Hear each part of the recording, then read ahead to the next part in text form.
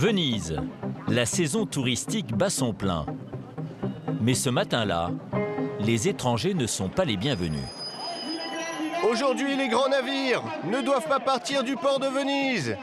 Aujourd'hui, il n'y aura pas de destruction des fonds marins de la lagune. Plus de 2000 Vénitiens en colère ont décidé de se faire entendre. Leur cible, ces géants des mers, 100 000 tonnes, 60 mètres de haut. Chaque jour, l'équivalent de plusieurs immeubles de 20 étages emprunte le canal de la Giudecca, à 2 pas de la fameuse place Saint-Marc. Ces riverains excédés veulent accéder au port. Leur but, bloquer les touristes pour empêcher le départ des grands navires. Mais pour éviter tout débordement négatif pour l'image de la ville, les autorités ont prévu un comité d'accueil. Tous ensemble, on fait peur! Tous ensemble, on fait peur! En première ligne, les boucliers sont trompeurs. Derrière eux, un groupe d'altermondialistes cagoulés, prêts à en découdre.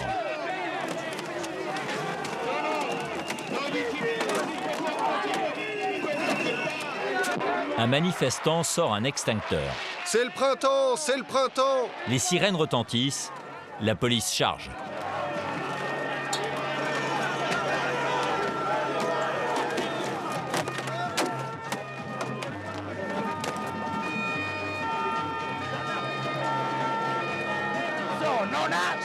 Ça n'a pas de sens! Reculez! Reculez! Finalement, ce sont les manifestants qui reculent, mais de quelques mètres seulement. On ne bouge pas, on ferme le port. On est en train de gagner, on bloque tous les croisiéristes. Juste derrière, les militants d'extrême gauche empêchent les touristes de regagner leur bateau. On est en train de bloquer plein de bus et plein de croisiéristes qui commencent peut-être à comprendre que venir à Venise en croisière, ce n'est vraiment pas l'idéal et qu'on peut visiter la ville autrement. Ne laissez pas passer les croisiéristes! Ne me touchez pas! Certains touristes tentent de passer en force. Le ton monte. Pour éviter un incident, la police doit intervenir.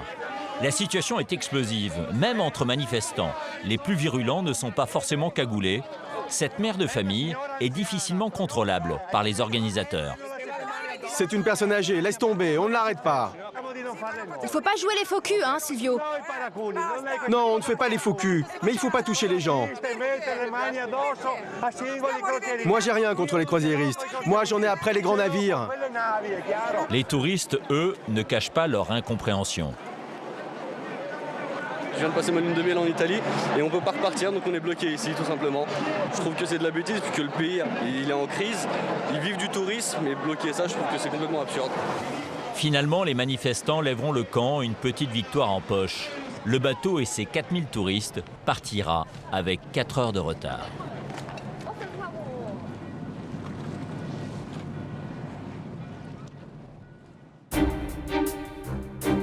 Venise, fondée il y a 1500 ans, une ville sur l'eau, unique au monde, située au nord-est de l'Italie. Le palais des Doges, résidence des ducs, la place Saint-Marc, les 180 canaux et les 450 ponts ont fait de la cité un mythe à travers la planète. Du coup, la ville accueille chaque année 21 millions de touristes. Au quotidien, ils sont plus nombreux que les habitants du centre historique. Et bien souvent, ils se croient tout permis. La municipalité, elle, s'inquiète des conséquences de cet afflux massif de curieux. Des gardes sont chargés d'une drôle de mission, sermonner les étrangers. Mon cul n'est pas bon pour l'UNESCO, c'est ça? Merci. Mais les touristes ne sont pas le seul problème de Venise. La mer, qui a fait autrefois sa puissance maritime mondiale, est aujourd'hui son talon d'Achille. Plus qu'ailleurs, le patrimoine souffre d'une érosion incroyable. La police est en permanence sur le pied de guerre. Elle traque sans relâche les excès de vitesse. Il provoque un mouvement de houle, le moto ondoso, qui abîme les fondations des bâtiments. Ce sont les taxis, les vaporetti, les grands bateaux qui cassent les couilles. La police prend aussi en chasse la centaine de vendeurs clandestins qui fourmillent dans la ville. Pose ça. T'as tes papiers? Si les touristes sont parfois décriés à Venise, ils rapportent aussi beaucoup d'argent. Parmi ceux qui en profitent, les taxis, parfois peu scrupuleux. Vous ne mettez pas le compteur? Il ne marche pas? Les gondoliers eux aussi tirent leur épingle du jeu. Chacun a sa technique pour appâter le client. Il l'a vendu. D'autres ont trouvé de bons filons. Journée porte ouverte chez une comtesse qui cuisine pour les touristes les plus riches. Ce qui attire les gens, c'est d'avoir une possibilité de voir ce qui se passe derrière un mur de Venise. Comment Venise organise-t-elle sa survie? Plongée au cœur de la lagune, immersion totale dans les entrailles d'une ville qui à la fois vit et meurt du tourisme.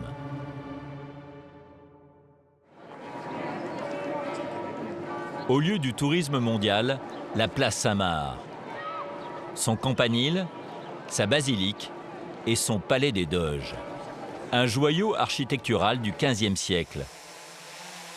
Ce matin-là, dans la cour intérieure, une mission d'urgence.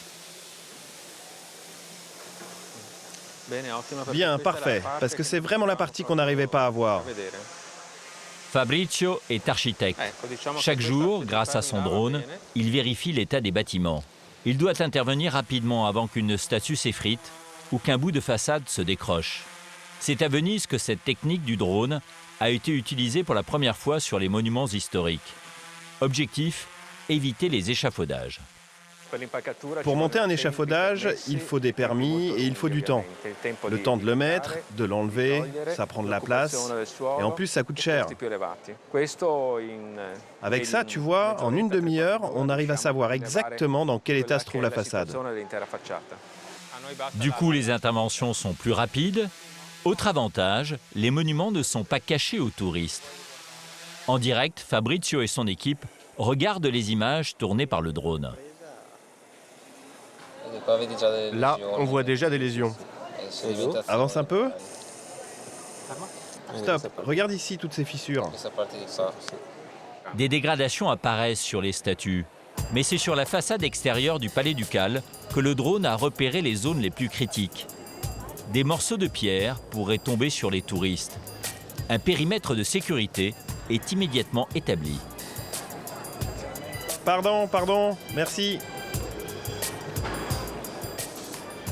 Il fait chaud, hein? Allez, ça va aller. Le thermomètre affiche déjà 30 degrés malgré l'heure matinale. Petite compensation pour l'équipe, c'est par la superbe salle des scrutins qu'il faut passer pour aller travailler. C'est un privilège pour nous. On ne s'habitue jamais.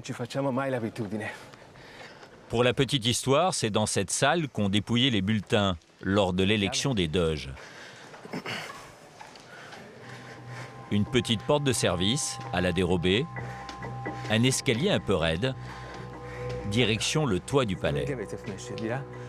Première difficulté, la chaleur étouffante. La température ici avoisine les 50 degrés. Il fait encore plus chaud ici. Casque, harnais, baudrier, c'est en rappel que les trois hommes vont examiner la façade. Cette équipe est en quelque sorte le SAMU des monuments. Tout le monde en position. Ces trois hommes sont des restaurateurs formés spécialement à intervenir sur des sites très fragiles, dans des conditions périlleuses. Ah, c'est toujours aussi beau. Toujours. Et après une bonne demi-heure de préparation, c'est le moment de basculer dans le vide, à 30 mètres du sol. Le mouvement est précis. Il ne faut pas prendre appui sur les pierres.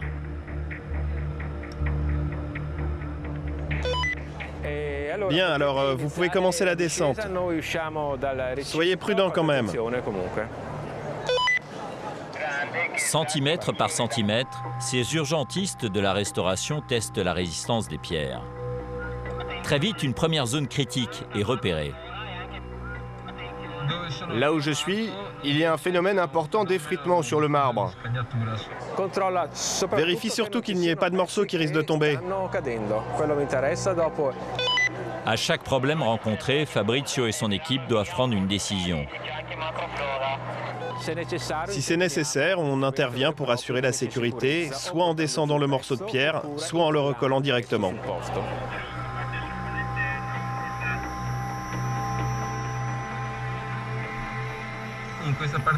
De ce côté-là, les pierres en marbre rouge sont bien écaillées. Il y en a même qui ont de vrais trous. C'est donc vraiment à signaler. Il y a quelque chose qui s'en va? Non, il y a des fissures plus grosses et plus profondes. J'ai enlevé un bon morceau sur le marbre rouge de Vérone. Bon alors, tu peux nous montrer du doigt où tu l'as enlevé?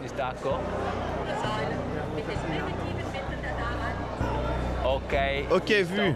Tu as fait la photo? Des palais qui s'effritent, se fissurent parfois, des morceaux de pierre qui menacent de tomber sur les touristes. Les monuments de Venise sont menacés. Venise est construite directement sur l'eau. Alors ici, on a toutes les conséquences qu'implique à la fois cette présence d'eau et surtout de sel. Et c'est vrai qu'à Venise, les dégradations sont beaucoup plus fortes que dans les autres villes. Descendez, descendez. Pour la survie des bâtiments, on estime qu'il faudrait investir 1 milliard d'euros sur les 20 prochaines années. L'eau, le sel, les ennemis de Venise. Malheureusement, la ville en compte d'autres. Place Saint-Marc, la municipalité pointe du doigt les dérives de la surpopulation touristique. Et c'est pour ça que depuis un an, elle a créé les San Marco Guardians, des gardes chargés de faire respecter les règles 7 jours sur 7. Bonjour. Madame. Madame, excusez-moi. Il est interdit de nourrir les oiseaux. Merci. Cette mobilisation de la mairie prend des formes inattendues. Les touristes sont sermonnés lorsqu'ils nourrissent les pigeons. L'attraction historique et symbole de la place Saint-Marc. Eleonora et Francesca ont pour consigne d'être très fermes sur ce point. On ne peut pas donner à manger aux pigeons parce que place Saint-Marc, il y en a trop. Ils transmettent des maladies et puis ils ont une digestion très rapide. Alors, quand ils s'envolent, les excréments abîment tout de suite les monuments. Mais Francesca ne s'attaque pas seulement au problème des pigeons. Son autre mission est plus inattendue. Excusez-moi, il est interdit de s'asseoir ici. Déloger les touristes qui prennent racine en s'asseyant ou en pique-niquant. Excusez-moi, il est interdit de s'asseoir et particulièrement de manger ici. Inlassablement, les Guardians répètent le même discours. Là-bas, on peut s'asseoir. Ces opérations d'éducation coûtent 150 000 € à l'année. Alors la mairie a trouvé un moyen de financer ses dépenses selon le principe du pollueur-payeur. Son sponsor, l'un des plus importants croisiéristes qui fait passer ses bateaux à 2 pas d'ici. La place Saint-Marc, comme le reste de la lagune, est classée au patrimoine mondial de l'UNESCO. C'est sous la protection de l'UNESCO, c'est un lieu protégé. Si vous voulez vous asseoir... Mon cul n'est pas bon pour l'UNESCO, c'est ça? Merci. Si vous voulez. La mission des Guardians est ingrate. Ils ne sont pas toujours bien reçus. On ne peut pas faire lever une personne âgée. Non, alors écoutez. Elle n'arrive plus à marcher. C'est vous qui prenez la responsabilité de la faire se lever? Non, moi, une personne qui se sent mal, une personne âgée, je la laisse assise. Bon, vous vous êtes reposé pendant ces 2 minutes de discussion, vous pouvez aller là-bas. Attends, 2 minutes et elle se lève. Moi, je suis debout. Je peux même pas rester debout. Au bout de 10 minutes, le petit groupe finit par obtempérer. Dans le cas contraire, Eleonora aurait appelé la police. Interdire aux gens de s'asseoir ici, c'est une honte.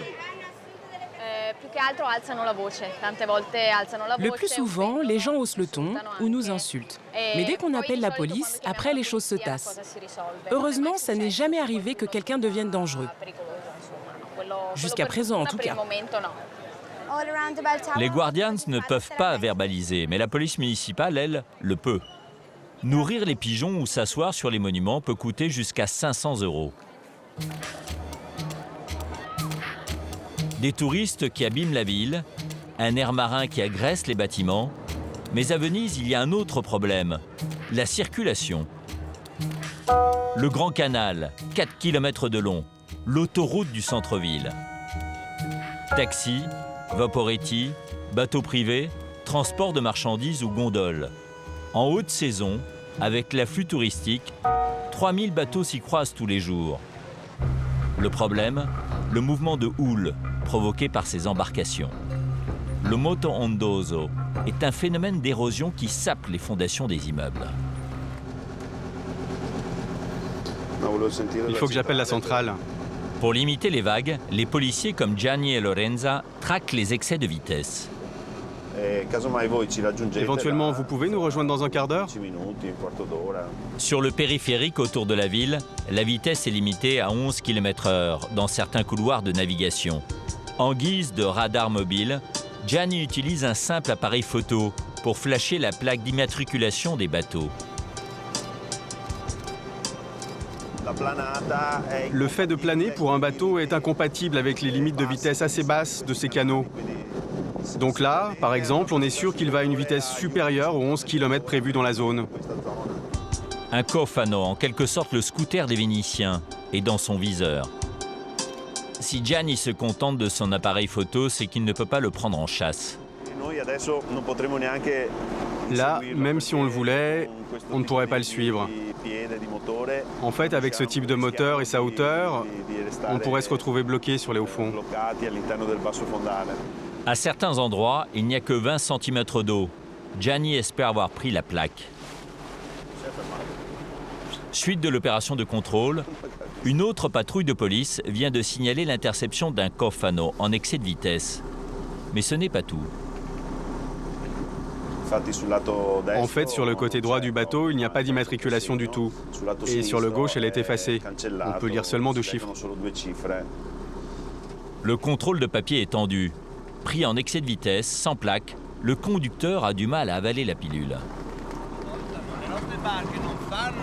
Nos bateaux ne créent pas de moto ondoso. Ce sont les taxis, les vaporetti, les grands navires qui cassent les couilles. Nous, on ne les brise pas. Compris? Ce sont eux. Il me semble que mes collègues vous attendent, hein? Je vais y aller, collègues. Aujourd'hui, vous avez bien fait votre devoir, collègues. Le contrevenant est énervé car la note est salée. Son excès de vitesse et le défaut de plaque vont lui coûter 344 €. Retour au commandement général de la police. Gianni va visionner ses photos sur l'ordinateur pour tenter d'identifier le premier cofano qui lui a échappé. Celui-là n'a pas de plaque. C'est celui qui s'est échappé. Celui qui était sur les hauts fonds. Mais tout n'est pas perdu. Gianni a mis en place un système un peu particulier. Les embarcations qu'on n'arrive pas à identifier, soit parce qu'elles sont trop loin, soit parce qu'elles n'ont pas d'immatriculation. En fait, on imprime leurs photos et on la met sur cette sorte de panneau d'affichage.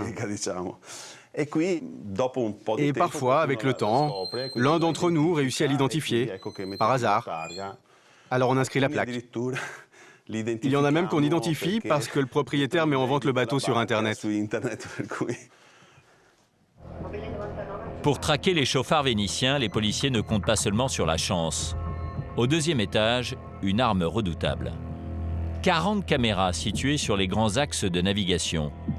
Un logiciel enregistre chaque bateau qui passe. Lorenza suit tout à distance. Chaque embarcation qui passe a un point de couleur.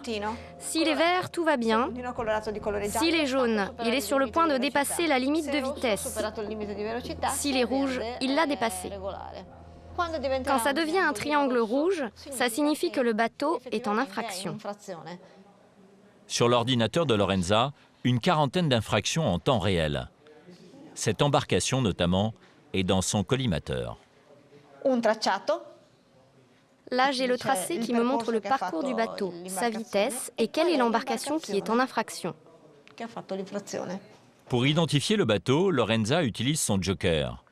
Avec ce joystick, elle peut piloter ses caméras et photographier la plaque d'immatriculation. Ça, c'est le nom.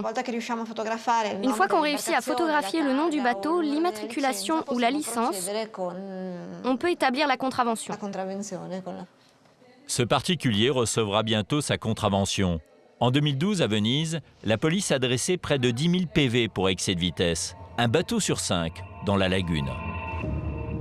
Mais dans cet espace de vidéosurveillance, on ne se limite pas à scruter la circulation. Juste à côté, le commissaire Gianni Franzoi prépare son opération du jour. Avec notre bateau, on va passer par le bassin de Saint-Marc. On va dépasser le palais ducal, puis on tournera à gauche. Pour le moment, ils ne sont pas là.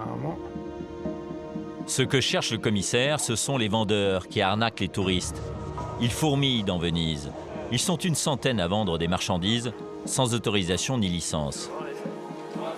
Ils proposent notamment des sacs contrefaits.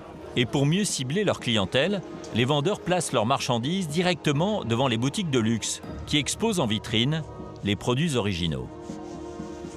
Ce vendeur, par exemple, propose à des touristes une contrefaçon d'une marque de luxe italienne. C'est 100 €. Écoute mon ami, ton sac et mon sac, ce n'est pas du tout la même qualité. Les policiers profiteront aussi des interpellations pour vérifier si les vendeurs sont des clandestins. La mission aujourd'hui est la suivante. L'idée, c'est d'aller attraper les vendeurs qui stationnent là au Leoncini, place Saint-Marc. Les hommes de la section territoriale vont venir de ces deux grands axes, celui-ci et celui-là. Ils bloqueront également ces deux rues au-dessus. Et l'idée est donc de faire fuir les vendeurs vers le canal où nous serons en planque. Gianni et ses hommes sont rodés à ces opérations cul-de-sac. À Venise, elles constituent une grosse partie du travail des forces de l'ordre. On a ici les équipes qui ne font presque que ça, attraper les vendeurs à la sauvette. On a 3 équipes chaque jour. Une fait le matin, une fait l'après-midi et une le soir. Contre ces vendeurs, la police mène une guerre d'usure. Chaque opération est réglée comme du papier à musique car les vendeurs se déplacent rapidement. Difficulté supplémentaire pour le commissaire, il a l'obligation de les interpeller, la marchandise contrefaite en main. On est tous prêts ? Le recel de produits de contrefaçon est puni de 8 ans de prison en Italie. Alors, pour que les vendeurs ne passent pas entre les mailles du filet, le commissaire déploie les grands moyens, 2 groupes d'une dizaine de policiers. C'est une situation très compliquée pour intervenir. Tu vois le nombre de touristes ici ? Là, on ne peut pas se permettre de course-poursuite. C'est exclu. Le commissaire se positionne avec l'équipe d'interpellation dans une impasse à proximité de la place Saint-Marc. On attend que les équipes proches de la place Saint-Marc repèrent les vendeurs et qu'elles commencent à les faire s'échapper dans notre direction. Pour que nous, on puisse les bloquer un peu plus loin, vers le pont. L'attente va durer 1 heure. On attend. Il faut de la patience, hein. C'est comme dans les parcs d'attractions. Tu fais 1 heure de queue pour 30 secondes d'adrénaline. Soudain, Gianni reçoit un coup de fil des équipes mobiles. Oui, allô ? Qu'est-ce qu'ils sont ? Sénégalais ou sri-lankais ? Sénégalais. Le commissaire espère coincer un maximum de vendeurs. Bien, ils commencent à arriver. Les voilà. Au milieu des touristes, entre restaurants et boutiques, les équipes mobiles poussent les vendeurs vers la zone d'arrestation. Avancez, messieurs, dames, avancez. Oui, on y est. Par là. Les vendeurs africains sont là. Ils s'engagent dans la seule rue laissée libre par la police. C'est en fait une souricière. Le piège se referme. Certains d'entre eux comprennent qu'ils n'iront pas plus loin et abandonnent rapidement leurs marchandises. C'est bon, on s'en occupe. Pose ça, pose ça. Tu as tes papiers ? Viens là, viens là. Mets-toi là. Assieds-toi. Assieds-toi, je te dis. Assieds-toi. Première étape, relever les identités. Bon, papier, carte d'identité. Tu les as ? Le commissaire veut vérifier si les interpellés possèdent un permis de séjour. Passeport et permis de séjour? Fai vedere. Ces hommes sont en règle. Reste à contrôler la marchandise. Ce n'est pas de la marchandise contrefaite, pour nous c'est de la marchandise administrative. Mauvaise nouvelle pour Gianni, ces sacs sont des imitations mais pas des contrefaçons. À la différence de la France, la loi italienne est plus laxiste, la procédure n'est plus du tout la même et les sanctions non plus. Aucun risque de prison, simplement une amende. Ce sac rappelle très vaguement Gucci, mais ce n'est pas Gucci, c'est Gusaccio. C'est une entreprise chinoise qui a déposé cette marque, donc ce n'est pas de la contrefaçon. Et le policier est déçu. Ça, c'est pas une marque. On va séquestrer et emmener toute cette marchandise, puis on va établir un procès verbal administratif. La marchandise est séquestrée, car elle est vendue sans licence, par les vendeurs à la sauvette. Mais Gianni a une deuxième contrariété. Seul ce vendeur avait encore la marchandise en main au moment de l'interpellation. Il ne peut dresser qu'une seule amende à 2 500 €. Les autres interpellés n'auront aucune sanction financière et ils sont pressés de partir. Ma jambe me fait mal, donne-moi mes papiers que j'aille à l'hôpital. Moi je travaillais pas, donne-moi mes papiers. Ah, c'est toi qui commandes? Moi je travaillais pas, rends-moi mes papiers que je m'en aille. Quand ce sera le moment, on te laissera partir. Ne nous crée pas de problème. Ne te crée pas de problème. L'année dernière, la police a dressé pour 3 millions d'euros de procès-verbaux, mais pas un centime n'a été payé, les vendeurs étant insolvables.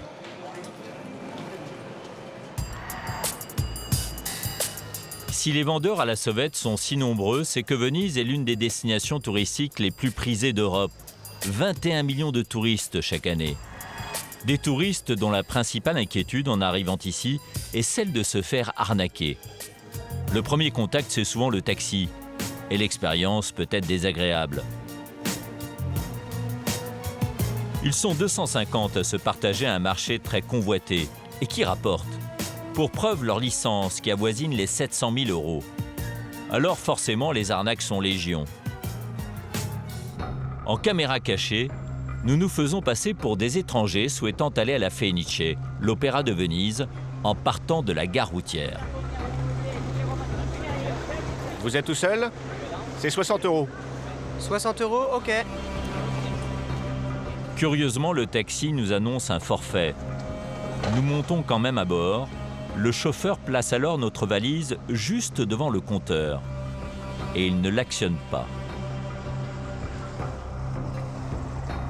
15 minutes plus tard, nous approchons de la Fenice, mais le chauffeur veut nous déposer avant. Il ne veut pas perdre de temps dans les embouteillages des petits canaux. La Fenice, c'est là.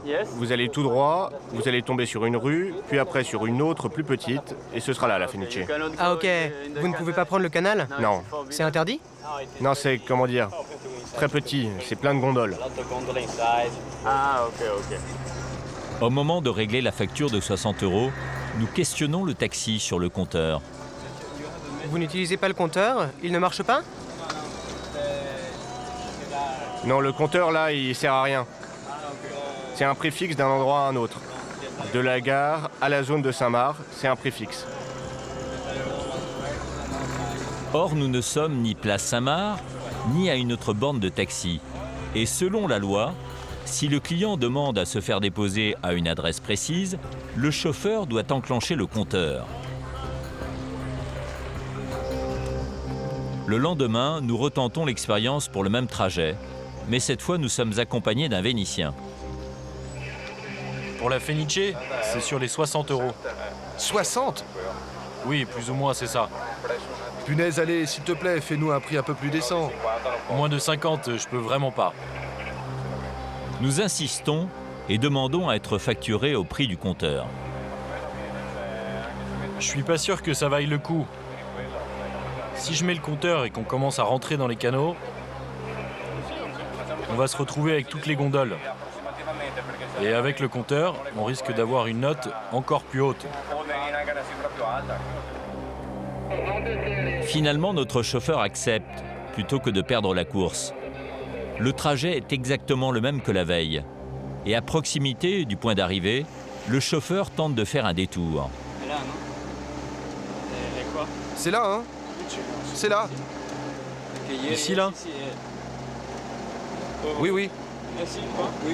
Comme vous voulez. Sinon, par la Trinité, ce sera plus près. Non, ici, merci. Nous nous faisons déposer au même endroit. Et là, avec le compteur, ce n'est plus du tout le même tarif. 35 € seulement contre les 60 de la veille. 25 € d'écart.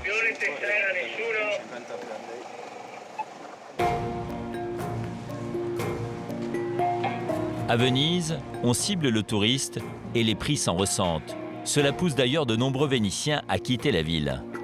Le centre historique compte désormais seulement 57 000 habitants, 3 000 de moins qu'il y a 4 ans. Des irréductibles, comme cet homme qui tente de se frayer un chemin au milieu des touristes. Allez, là c'est beau, magnifique, ouais. Au plus fort de la journée, les touristes à Venise sont en moyenne plus nombreux que les habitants eux-mêmes. Difficile dans ces conditions de cohabiter dans les ruelles. Nous, les Vénitiens, comme piétons, on est de vrais dangers publics. On est comme les chauffards qui font des manœuvres hyper dangereuses sur l'autoroute. Nous, on fait ça en version piétonnière. Alors on s'invente des virages, des sauts, comme tu viens juste de voir. Quelques rues plus loin, toujours des touristes, mais cette fois accompagnés d'un guide. On marche à droite, voilà, super. Florence. Il y a 5 ans, cette Française a quitté Verdun pour Venise. Voilà, le Campo San Polo. Le quartier San Polo, en plein centre de la ville. C'est là que Florence a décidé d'investir. Cette ancienne avocate a racheté avec son mari un bed and breakfast. Voilà, bienvenue. Alors, je vais vous montrer les chambres. Là, par là. Ce matin, elle accueille une famille venue de Suisse. Voilà. Voilà votre chambre. La chambre des grandes. Trop là. Avec du mobilier, qui est du mobilier typiquement vénitien. Oui, tout de suite, hein, vous n'avez pas les clés pour rentrer. Hein. Non, c'est pas comme vous voulez. Donc je donne les clés à papa, si j'ai bien compris. 4 chambres doubles, de 50 à 150 € la nuit selon la saison. Florence doit être disponible 7 jours sur 7 pour accueillir ses clients. Mais pour l'ex-avocate, ils ont bien changé. Je ne gère plus des gens qui ont des problèmes. Je gère des gens qui sont en vacances, qui sont contents, qui découvrent Venise qui est fabuleuse. Je parle avec eux de Venise toute la journée. Et comme j'en suis passionnée, c'est super. C'est désormais aux touristes que Florence prodigue ses conseils pour ne pas se faire avoir à Venise. Voilà. Alors, poire, c'était qui? Il faut éviter d'aller dans des endroits où on vous fait consommer du surgelé, alors qu'on est une ville de pêcheurs, on vit sur l'eau, il y a un marché aux poissons qui est sublime, donc il faut éviter ces endroits-là. Dans la zone de San Marco, malheureusement, ça devient difficile de manger correctement pour un prix familial, on va dire. Mais le business de Florence à Venise ne se limite pas à son bed and breakfast. La Française y loue également une petite dizaine d'appartements, qu'elle sous-loue ensuite aux touristes. Contrairement à la France, la loi italienne permet ce genre de transaction. En moyenne, Florence loue ses appartements 2 000 € par mois. Ensuite, elle sous-loue aux touristes, prix moyen 200 € la nuit. Il y a quelqu'un? Florence se rend sur le chantier d'un futur appartement qu'elle souhaite louer dans le quartier de Saint-Marc. Je venais juste de fermer. Je vous en prie. Grazie. Elle espère signer très vite le contrat de location. Mais il reste encore quelques travaux. Elle retrouve sur place Nadia, l'architecte.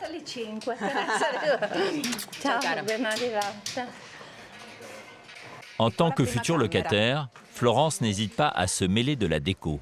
Con il bagno. Il faudra qu'on décide ensemble si on met des tiroirs ou une penderie. Mais avant de songer à la touche finale, Florence a dû s'armer de patience. Car pour déplacer la moindre poutre à Venise, il faut un permis.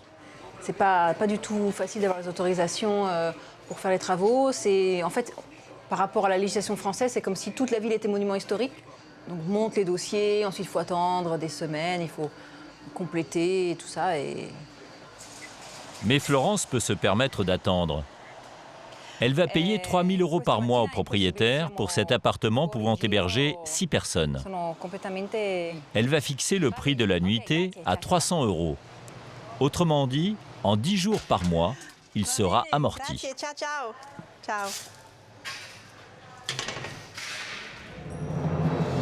Ces sous-locations font de la concurrence au secteur hôtelier. Mais elles permettent d'accueillir un maximum de touristes. Car s'il fallait compter uniquement sur les 280 hôtels de Venise, il n'y aurait que 16 000 lits disponibles.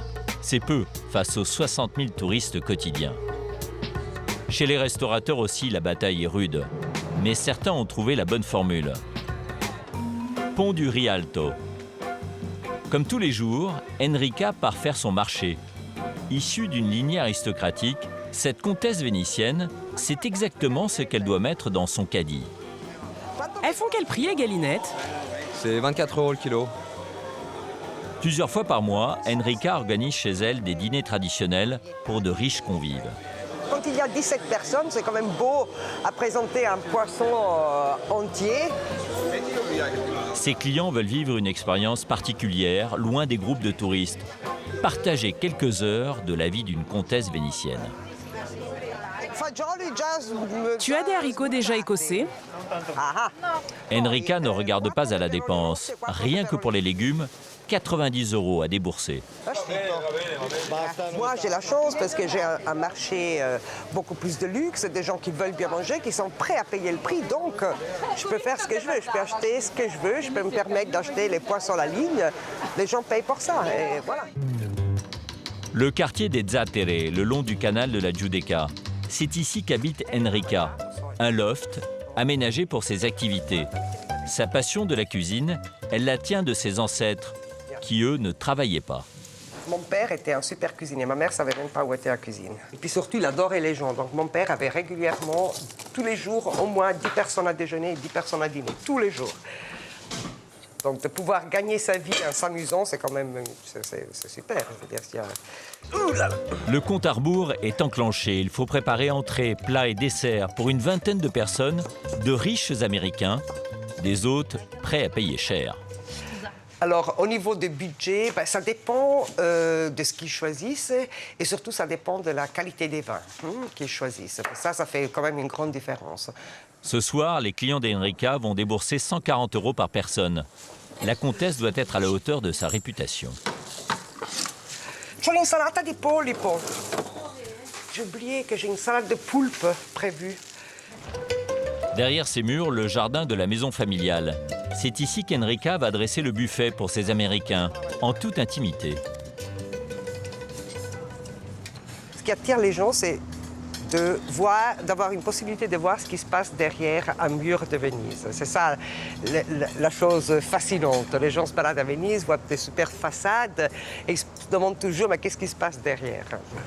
Mais comme tous les jours à cette heure-ci, l'intimité du jardin est perturbée par des curieux. Ce genre de touriste, ce n'est pas vraiment la tasse de thé de la comtesse. Regarde cette horreur. Ça, c'est 4500 passagers, ces bateaux-là, plus 2500 de personnel. Donc. L'heure tourne.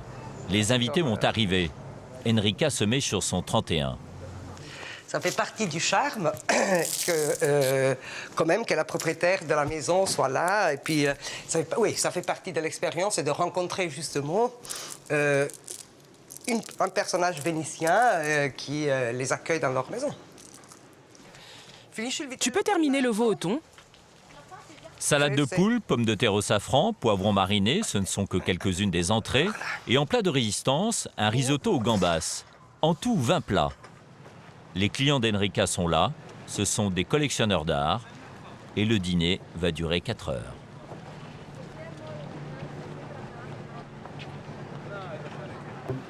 Pour vivre la tradition vénitienne, tout le monde ne peut pas se payer les services d'une comtesse.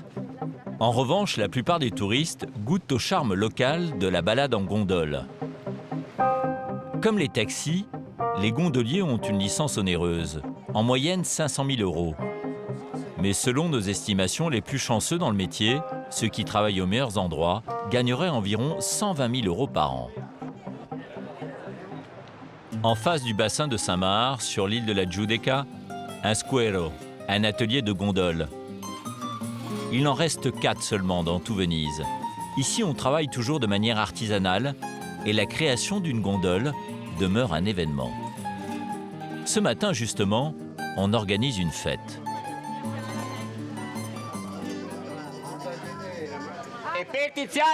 Et pour Tiziano, hip hip hip, hurrah! Hip hip hip, hurrah! Bravo Tiziano, t'es un bon! Tiziano est l'un des 430 gondoliers de la ville. Il exerce depuis près de 20 ans. Ce matin, il a réuni sa famille et ses amis pour un événement. Il reçoit sa nouvelle gondole et son père, gondolier à la retraite, est très ému. Ouais, c'est assez émouvant. Hein.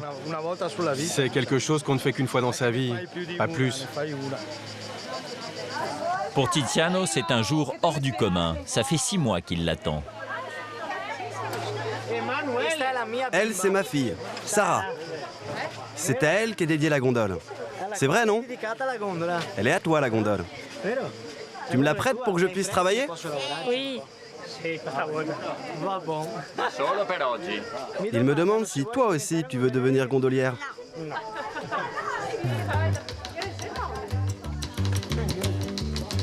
Sa nouvelle gondole va être mise à l'eau.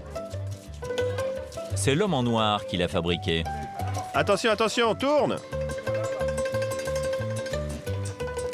Direction le bassin. Des cérémonies comme celle-là, il n'y en a qu'une dizaine par an à Venise.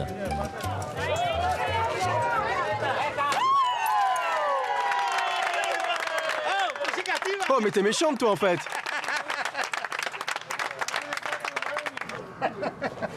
Une gondole neuve vaut entre 30 et 40 000 euros.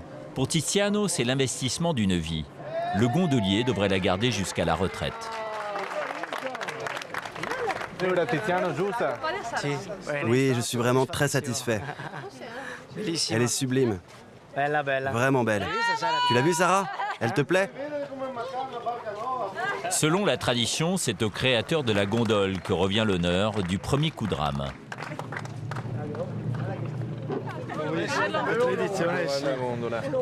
Oui, c'est la tradition.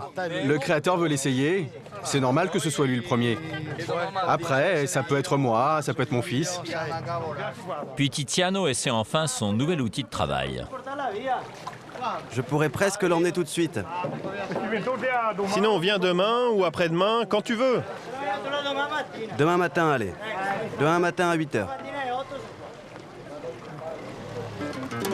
Demain, dès 9h30, il va retrouver son emplacement, place Saint-Marc, le spot rêvé pour tout gondolier. Ici, le touriste ne manque jamais. Pas besoin de lui courir après. Si Tiziano bénéficie d'un lieu privilégié, tous les gondoliers n'ont pas cette chance. Luca habite à la périphérie de Venise. Et pour rejoindre son travail, il faut traverser la lagune. Sur ce canal, normalement, il faudrait aller à 7 km/h. Mais on va tous plus vite. Sinon, on mettrait trop de temps pour aller à Venise. Luca doit contourner Venise tous les matins. Il travaille dans un quartier excentré. Sur son trajet, les géants des mers, chargés de touristes. Les touristes des grands bateaux, en général, sont orientés vers le centre-ville. Moi, je travaille un peu en périphérie. La masse des touristes, c'est toujours dans le centre historique. L'emplacement de Luca se situe tout au nord de la ville, dans le quartier du ghetto juif, le plus vieux d'Europe. Un quartier populaire, moins fréquenté des touristes que la place Saint-Marc ou le Rialto.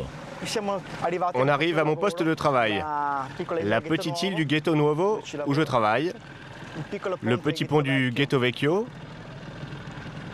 et ça, c'est ma gondole. Ici, les gondoliers ne se marchent pas sur les pieds. Ici, c'est mon stationnement pour la nuit. Chaque bateau a son parking. Il faut payer une taxe annuelle. C'est environ 1 000 euros par an. 1 000 euros pour un parking accessible uniquement par l'eau. Et pourtant, Luca craint les voleurs.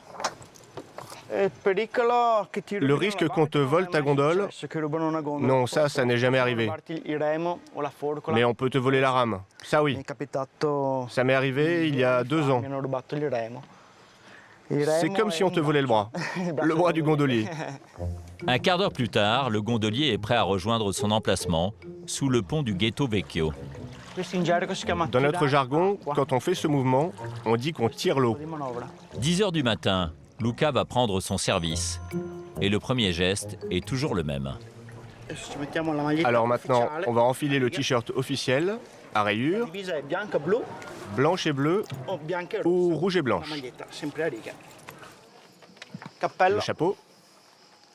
On part en gondole, un joli tour. Comme ses 430 collègues, pour devenir gondolier, Luca a dû passer un concours. Puis avec sa licence, il a eu le droit de travailler, mais seulement dans un secteur précis, le ghetto juif. Ici, avant, il n'y avait pas de gondolier. Disons que c'est un endroit hors des circuits touristiques classiques. Ici, c'est un quartier idéal pour les touristes qui veulent faire un tour tranquille, parce qu'on ne rencontre pas les embouteillages qu'il peut y avoir sur les canaux principaux. Une fois la gondole astiquée, Luca doit afficher ses tarifs, et ce n'est pas parce que l'endroit est moins touristique qu'il a le droit de faire des rabais. Dans Venise, les prix sont les mêmes partout. En journée, c'est 80 € le tour de 40 minutes et 40 € les 20 minutes supplémentaires. Le soir, par contre, à partir de 19 h, c'est 100 € les 40 minutes et 50 € l'extra de 20 minutes. Du coup, le gros de son travail, c'est de convaincre les touristes, beaucoup moins nombreux dans les environs. Hello, on monte en gondole? C'est gratuit? Si c'est gratuit, c'est un prix très spécial.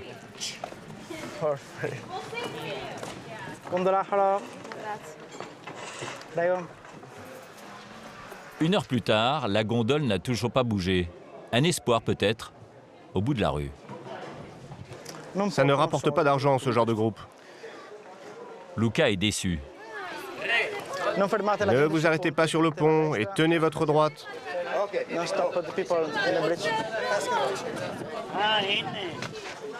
Vous avez une belle gondole. Merci. Très jolie.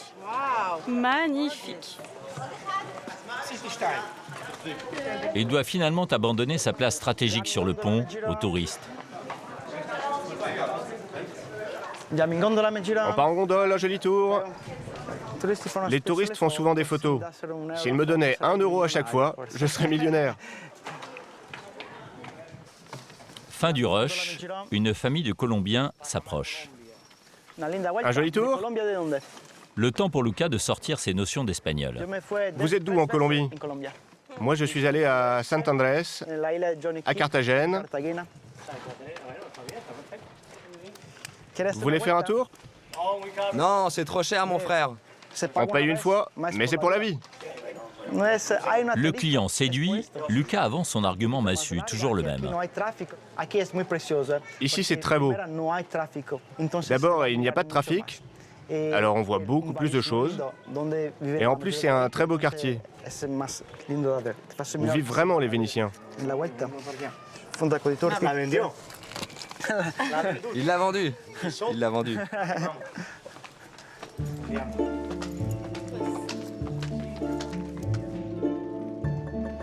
La balade va durer 40 minutes.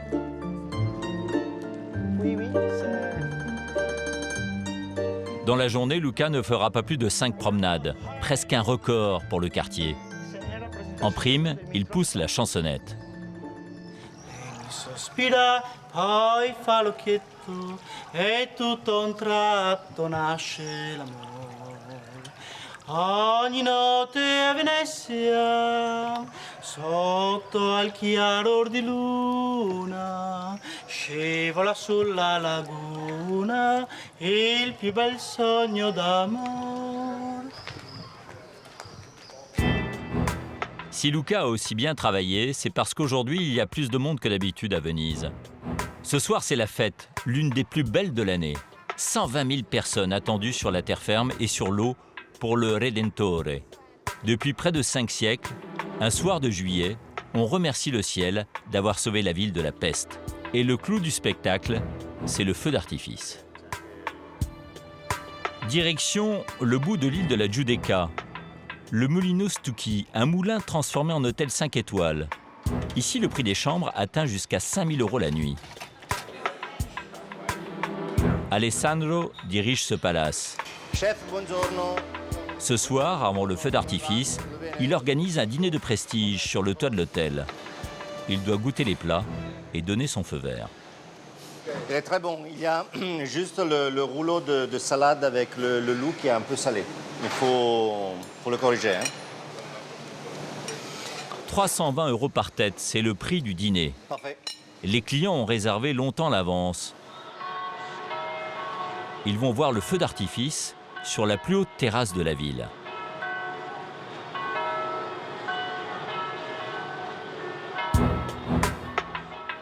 En contrebas sur la lagune, les policiers sont sur le qui-vive.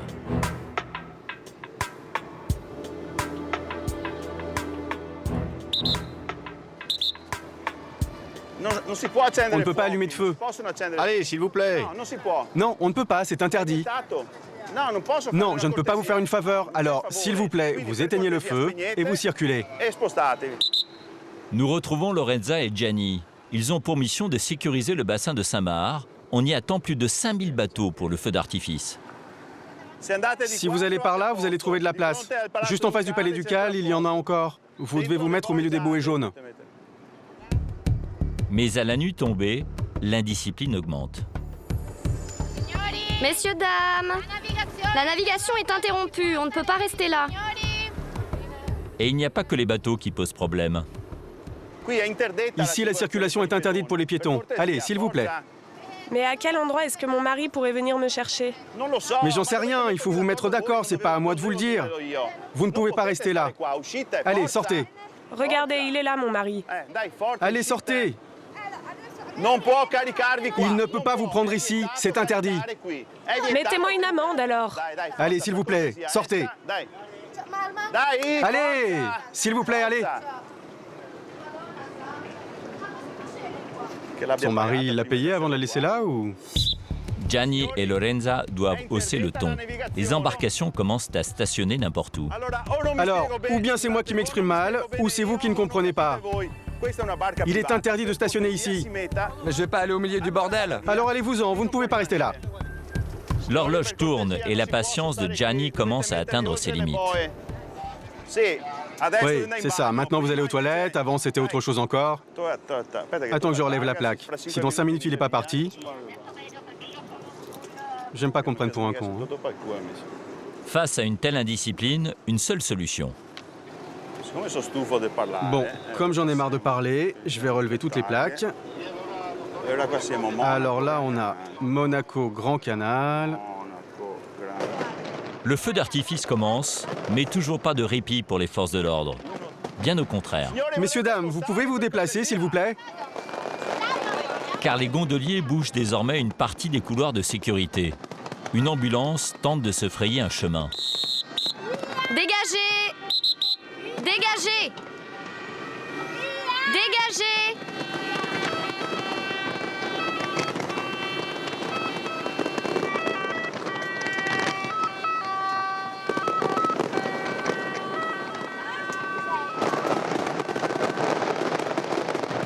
Pendant ce temps, au Mulino Stucchi, on apprécie le spectacle. Venise s'éclaire. La magie opère une fois de plus. Voilà pourquoi les touristes continueront de venir, toujours plus nombreux. La ville pourra-t-elle le supporter? Où se situe son seuil de tolérance? En arrivera-t-on à limiter le nombre de visiteurs?